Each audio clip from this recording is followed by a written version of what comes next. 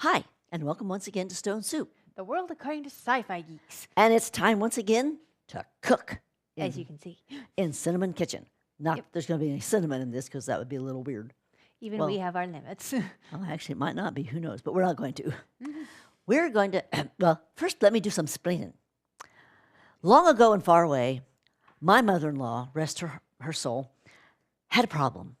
She had two teenage boys, also known as bottomless pits, and a hungry husband.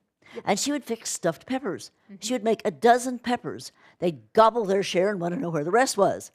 She'd, fix them yourself, you lazy bums. So she thought, and she thought, and she thought. And then she thought, I'm doing this wrong. And she invented, for want of a better term, a stuffed pepper casserole, which fed everybody abundantly and had leftovers and was wonderful. And so that's what we're going to show you how to do today. Yes. So that's what all these peppers are for. Now, I saved one out just to show you folks how to clean a pepper in case you don't know. First you do is slice that bugger in half. Gee, wasn't that hard. This is what the inside of a pepper looks like. This is a seed pod. You just take your hand and pop it. Tap out those seeds. Do the same with this one. Tap out those seeds. I peel back some of this white stuff either with my hands or with a knife. Sometimes you can get it with your hands, sometimes not. I'd be looking at you, but I'm working with a knife. And heck, even when I'm paying attention, I cut myself. So better she have her eyes on what she's doing. there we go. Now you go rinse this real quick. And then we shall go to the next step, which is to mix the filling. Sorry about that. A bowl, a large bowl. Thank you, dear. Welcome. You can get rid of the whatchamacallit here, the cutting board. I don't think we're going to need it. And bring me that. It's sitting on a paper plate, to catch drips. No, bring the paper plate. No. Kids. Okay. This is roughly 3 pounds of ground beef, browned with onions.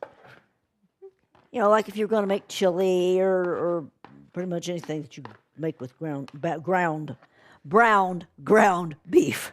Yeah. I think I broke my mouth there. It happens. And God knows my head, but la la la la la la. Rice. I don't know any other stuffed pepper recipes. This is here you are, my dear. Dispose of that. This is 3 cups of rice and 6 cups of water cooked down. So I assume there's like 6 cups of rice here. That's 3 cups of uncooked rice. Funny how that works. Tell you how. Go get a much bigger spoon, one of the great big ones. Kids. Did I mention kids? That's my girl. Well, that's the spoon I stirred it with before I put it into the microwave. Oops, you're throwing it out on the table there. You did that. I did that? Yes, when you made that scoop. I've just been moving the thing around the edge. I haven't tried to scoop anything out yet. No, what you're doing right now could have tossed it out. But it didn't. You saw me do it? We have proof. Rotten cameraman. And when we've got this in here, I'm going to take that spoon to do the rest of this with because I don't want a spatula. I want a spoon. Right. Yeah, we have this nifty little microwave steam pot thingamajigger. It's a pressure cooker. Pressure that cooker, goes that's the word. It goes in the microwave, and it makes the most fabulous rice. Nice and sticky. This is jasmine rice. It's fabulous. Impeccably clean hands. Well, they were. Okay, stop for a minute. What? Now I want to see what this looks like when we stir it all together. You know what? Swapping to the bigger bowl. Smart. Yes. Good idea. Okay. Now, it's about 3 pounds of meat. And 3 cups of rice. Oh, yeah. Most of the meat's still down on the bottom. One problem with sticky rice is it's kind of hard to break it up. Well, yes. Yeah, when we add there are some tomato juices and things that we'll be adding that will break it up. Which I think we're going to start with one of those right now to help move this along. I'm going to step over here and grab a large can of diced tomatoes. I pretty much always use Hunt's. Don't know why. I think because I've never actually seen a different brand, or the ones That I would have, certainly be part of it. or the ones I have just didn't appeal to me. Now, And you know the quality and flavor of this. yeah, absolutely. As I said, this is sort of my mother-in-law's recipe, but as I am wont to do, I fixed it. My mother-in-law, bless her heart, tended to make very bland food. I do not know why. She didn't spice things hardly at all, let alone heavily. And in this particular recipe, she made it very dry. Sticky, sticky, sticky. So she has Get the added sauce. liquid and spices. Yeah. Nonetheless, the idea was hers, and hers was yummy, especially after a day or two when it all had time to sit together and, stuff. Yep. Blend. I need the canned sauce and the paste.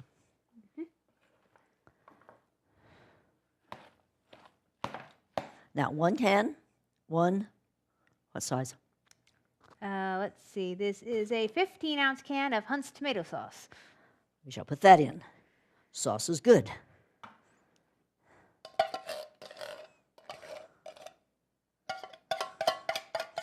I just had a weird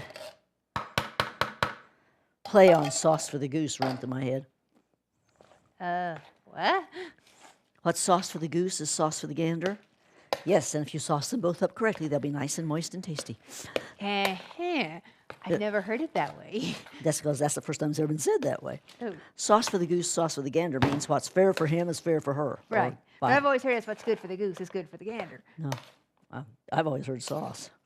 Huh. Weird. Considering I'm your mother, yes. That is. You've never heard for heaven's sakes. Oh my goodness. Ooh. This bowl's cracked. Okay, never mind. Worry about that later. Yeah, worry about that later. Okay. Yeah, I think we want another sausage, another can of sauce, please. Okey doke. And say what? Yes. Yeah, I was looking at it thinking it needed more moisture. After all, it's going to cook down, by the way, for a while. About 3 hours, I think. That's just unnerving to have that thing move in your hand.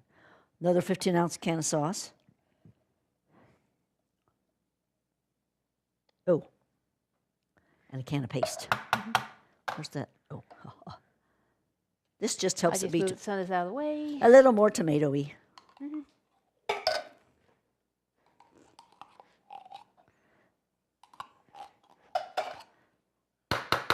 Tell you the truth, at this point, I can't remember how my mother-in-law did this part. I know there's tomato something in it, but.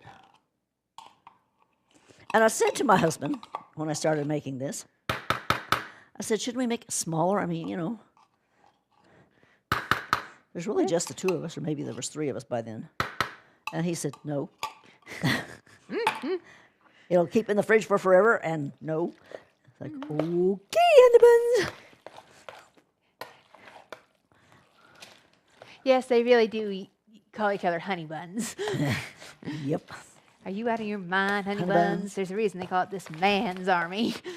He did not say that. Oh, yes, he did. That's why he's my ex-husband. Stargate, gotta love it. Yep. Yes, I keep turning this because it's easier to turn the freaking bowl than.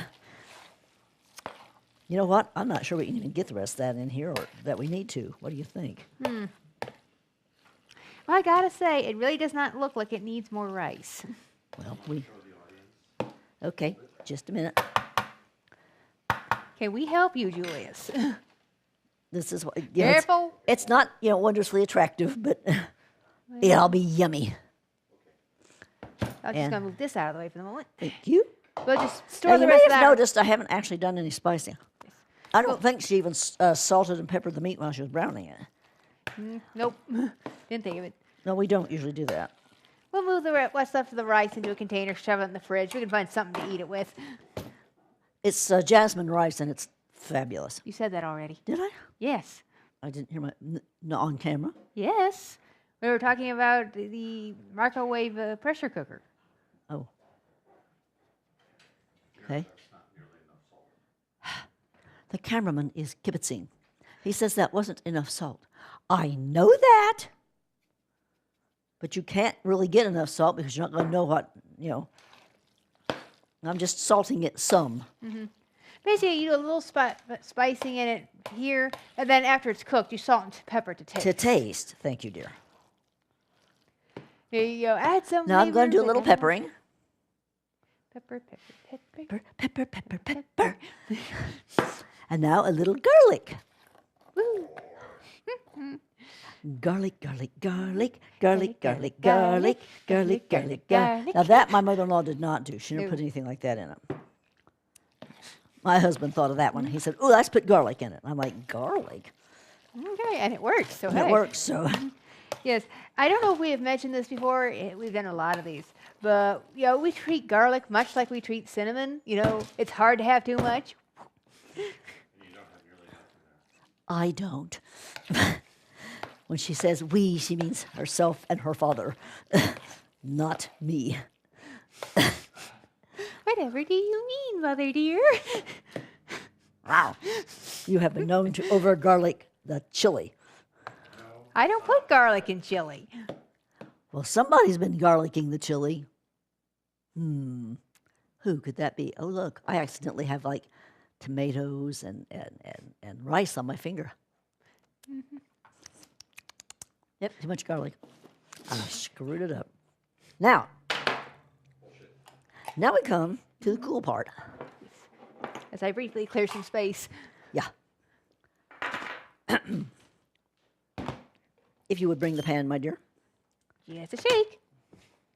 Yes, I lick my fingers. Don't tell me you don't. It'll be in a 350 degree oven. Oh, yeah, preheat your oven to 350 degrees. Oh, about the time you're going to start putting all this together. Frankly, cutting up this many peppers and cleaning them and doing all the rest of this prep stuff takes a while. But you take a roasting pan, Ta-da.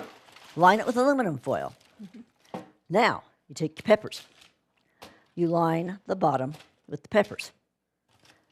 You can, if you want, break them down into smaller than halves just so you can, not have any gaps, but I've never worried about it. I don't think my mother-in-law did either. By the way, I've got 15 peppers here. That might be a few too many. I'll find out. Yep. Yeah, it's always best to have more than you need than less than you need. Yes. After all, you can just eat a pepper straight. Yeah, and it's like 15 whole calories. Why?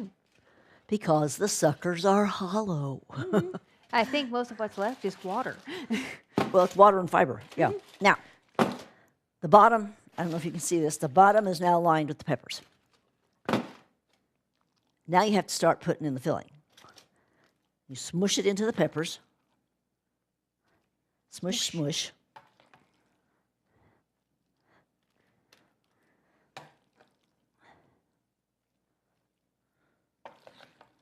Love these great big spoons. Because you can be at this for a long time without them. Yeah. Why, you might wonder, am I not just, pouring it in? Because I'm doing something here first. I have to get the bottom filled. Then I have to put peppers up around the edges. She has a plan. She planned it. All by myself. Well, no, actually, that's a plan I learned from my mother-in-law. Yeah, I was going to say you need some more there. I am not blind. She says, wait, yes, I am. Oops. Then you start, and because you have the filling now, you can hook them under the filling. So they'll And- stand up. So they stand up, and you're actually lined, as it were. Your edges are lined with peppers. When I get this done, I'll try and show it to you. If it all falls apart, I'm going to be very upset. Yes. But I don't think it will.